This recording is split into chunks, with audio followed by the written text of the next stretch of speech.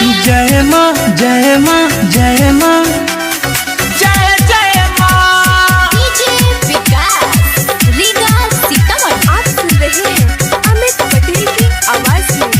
होई है दुर्गा काली, होई है पार्वती, होई है दुर्गा काली, होई है Parvati.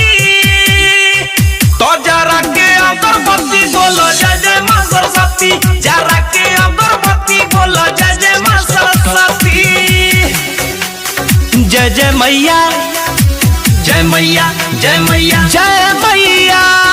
DJ Vikas Riga Sitamarhi. Presented by lovely films production.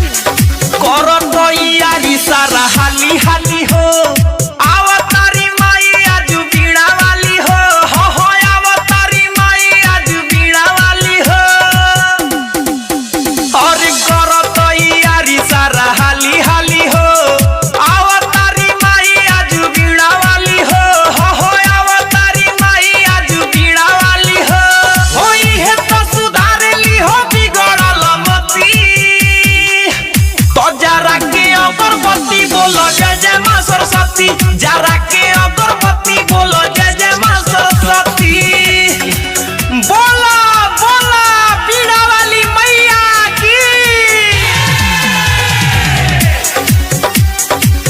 आप सुन रहे हैं अमित पटेल की आवाज में। पढ़े वाला सबके पढ़ाई होई हो, इहे सारा लइकन के माई होई हो, हो इहे सारा लइकन के माई होई हो।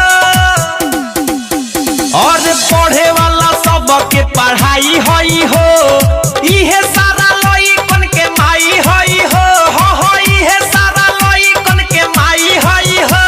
ओ पूरा होई इनका से मंगब तू जाती। तो जरा के अगरबत्ती बोलो जय जय माँ सरस्वती, जरा